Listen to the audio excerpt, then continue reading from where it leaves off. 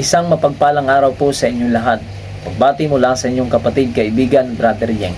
Patuloy po nating pinagpapasalamat ang inyo pong patuloy na panunood, pagre-react, pag-comment, pag-share ng ating pong video sa online. Maraming salamat po. Lahat ng kapurihan ay sa Diyos po natin ibinabalik.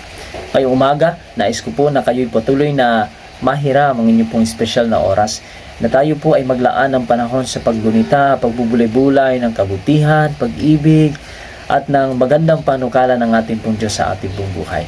At ang titulo po ng ating pong pag-uusapan ngayon, Jesus satisfies our soul with living water.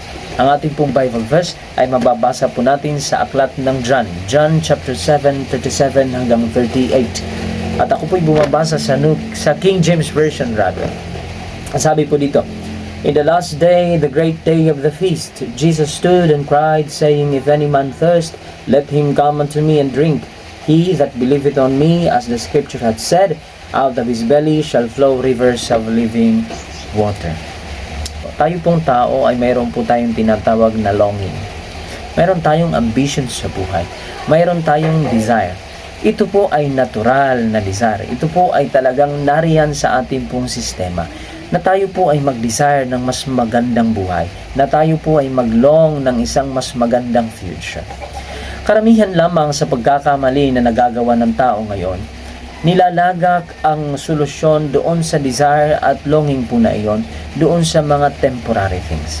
Na tila baga hindi masaya ang buhay mo kapag wala kang magarang sasakyan. Na tila baga hindi satisfied ang buhay mo kapag hindi ka sumasahod ng mataas. Hindi satisfied ang buhay kapag wala kang nakikitang magarang bahay na mayroong pong magagarang kagamitan. Ito yung sinatawag na ino-offer ng sanlibutan. Ito yung tinatawag na nilalagay ng kaaway na standard ng sanlibutan. Na kailangan mo makuha ang mga bagay mo na ito.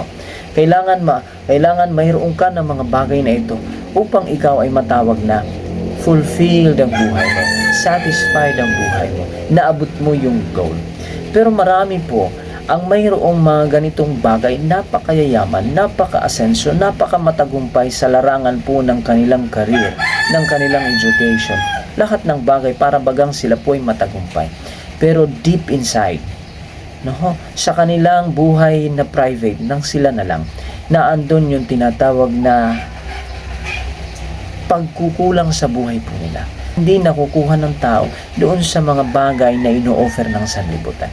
Sapagkat tayo po ay mayroong desire at longing, satisfaction na tanging ang Diyos lamang ang makapagkakaloob. Na malibang tayo po ay hinayaan natin na ang ating pong Panginoong Hesus, ang ating pong Diyos, ang siyang manahan sa ating pong buhay, ang siyang maging Panginoon ng ating pong buhay, ang siyang maging number one sa ating pong puso't sa ating pong buhay. Hindi po kailanman tayo mafulfill yung desire po na iyon, sapagkat tanging ang Diyos lamang ang makapagkakaloob ng desire po na iyon. At ang kagandahan mga kapatid, ang ating Panginoong Diyos ino-offer po yung tinatawag na paglapit sa Kanya. At sa lahat ng lalapit sa Kanya, hindi po tayo madidisappoint. Alam nyo, sa panahon natin ngayon, sa ating pong sanlibutan ngayon, pagka minsan tayo po'y nadidisappoint sa ating pong mga nilalapitan. Mga taong ating pong inaasahan, pero hindi pala pagdating ng panahon. Pero ang ating pong Panginoon, anytime, anywhere, kahit ano ang iyong sitwasyon, kahit ano ang iyong pinagdadaanan, the moment na lumapit ka sa Kanya, hindi ka madidisappoint. Hindi ka pawawalan ng Panginoon. Ikaw ay Kanyang kakausapin. Bibigyan Kanya ng panahon. Paglalaanan Kanya ng oras. Pakikinggan Niya ang iyong damdamin, ang iyong nais, ang iyong pong desire. At tutugunan Niya ito sa ngayon sa Kanyang banal na kalooban. Mga kapatid, tayo po ay pinapaalalahanan na tayo mga kapatid ay maglong sa mga eternal things, hindi sa temporal things. Maglong tayo doon sa ating pong desire na kung saan ang Diyos lamang ang makapagkakaloob. Huwag natin ilagak ang ating pong mga tiwala, ang ating pong satisfaction sa mga bagay dito sa sanlibutan na siyang patuloy na ginagawa ng kaaway. Na kapag wala kang ganito, wala kang magarang sasakyan, wala kang magarang tahanan, may magarang mga gamit, hindi mo natapos ang iyong pinag-aralan, hindi ka sumasahod ng malaki, hindi satisfied ang buhay mo. Hindi po. Mga kapatid, mayroong mga taong hindi naman nakapagtapos ng matataas na degree. Mayroong mga taong hindi naman magagara ang mga bahay, walang magagarang sasakyan, pero masaya sila. Ang totoo po niyan, pagka minsan mas masaya pa po sila kaysa doon sa mayroong masagan at magagarang mga kagamitang ito. Dahil ang kanilang kaligayahan, ang kanilang satisfaction, ang desire po nila, ang Diyos, ang Panginoon. At kapag yun po yung pumupuno ng ating pong kasiyahan, ang Panginoon po ang dahilan ng ating pong satisfaction, ng ating pong fulfillment, ng ating pong desire. Mga kapatid, ang ating pong kaligayahan ay eternal. Ibig sabihin, kahit anong maging sitwasyon mo, hindi maaalis yung kaligayahan sa iyong puso, kaligayahan sa iyong buhay. Ibig sabihin, kahit anong pinagdadaanan mo, kapatid, mayroon ka pa ring hope. Mayroon ka pa ring pag-asa, sapagkat ang iyong pag-asa ay naandun sa Diyos na nag-o-offer ng eternal hope. Kapatid, kaibigan, ano yung pinagdadaanan mo ngayon? Ano yung personal na pagkauhaw mo ngayon? Ano yung nilulong mo ngayon? Ano yung desire ng iyong puso?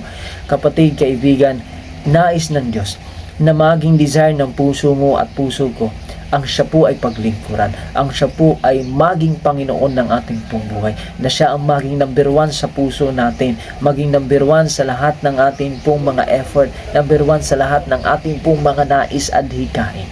Ito ang nais ng ating pong buhay na Diyos. At nais ng ating buhay na Diyos na pagpalain ka at punuin ang lahat ng inyong pangangailangan at ng lahat ng ating pong desire.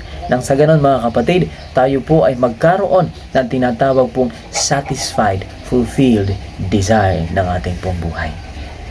Lumapit ka sa Panginoon at tayo po'y mananalangin. Mahabaging Diyos, mapagpalang Ama, maraming salamat po na tanging kayo lamang ang makapagkakaloob ng tunay na satisfaction ng buhay po namin. Tulungan kami na ituon namin ang aming puso't isipan sa inyo lamang, sa pangalan ng aming Panginoong Hesus. Amen. Amen.